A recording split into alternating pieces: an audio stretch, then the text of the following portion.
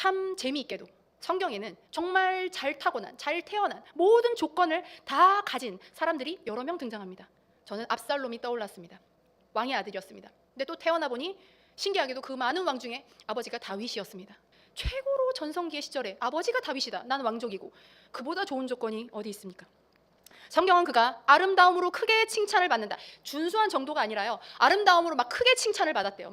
발바닥부터 정수리까지 흠이 없었다, 이렇게 기록합니다.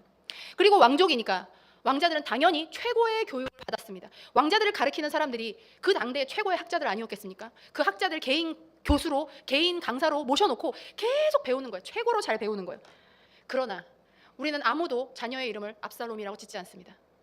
최고의 조건을 가지고 잘 태어난 그지만 아무도 그를 부러워하거나 그를 사모하지 않습니다. 왜냐하면 좋은 조건을 가졌지만 그 좋은 조건으로 그는 아버지를 배신했고 하나님을 실망시킨 인물이기 때문입니다. 또 있어요. 그런 조건을 가진 사람, 아도니아입니다. 그 역시도 왕족이고 그 역시도 다윗의 아들이지요. 그러니까 아도니아에 대해서 성경은 이렇게 말합니다. 용모가 심히 준수하다. 아니, 사람이 어떻게 한 사람을 보고 잘생겼다 이게 아니고요, 막 심히 준수하다 이렇게 말할 수가 있나요? 그도 역시 최고의 교육을 받았습니다. 왕자니까요. 그러나 그 잘 타고난 아도니아 역시도 왕이 되고 싶은 욕심에 반역을 꾀하다가 죽임을 당했습니다. 온 세상이 열광하는 그 좋은 조건을 가지고도 하나님이 칭찬하실 만한 삶을 살지 못했습니다.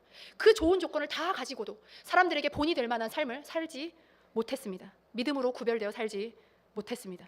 만약 그렇다면 그가 가진 아름다운 조건들은 그에게 무슨 소용이 있는 겁니까? 그러나 오늘 다니엘은 다르지요. 다니엘 역시도 압살롬이나 아도니아처럼 다 가진 잘 타고난 사람입니다. 그의 세 친구도 이 모든 조건에 부합하는 사람이었습니다. 그런데 우리가 아는 것처럼 이 네 사람은 죽을 때까지 자신의 신앙을 지켰습니다. 그것도 이스라엘에서가 아니고 포로로 살아가야 하는 바벨론에서 내 믿음을 지키기 위해서 많은 유혹이 있고 회유가 있고 협박이 있고 목숨을 위협하는 그런 척박하고 무서운 땅에서도 그들은 신앙을 지켜내었습니다. 다니엘은 이제 세상이 찾는 사람을 넘어서 하나님이 찾으시고 하나님이 귀하게 여기시는 사람이 되었습니다. 이건 정말 쉬운 게 아니죠. 좋은 조건을 가진 사람일수록 더 안 쉬울 것 같습니다. 왜냐하면 세상이 그들을 환영하니까, 세상이 그들에게 활짝 열리니까 하나님보다는 세상을 향해서 나아가기가 더 쉬울 것 같습니다.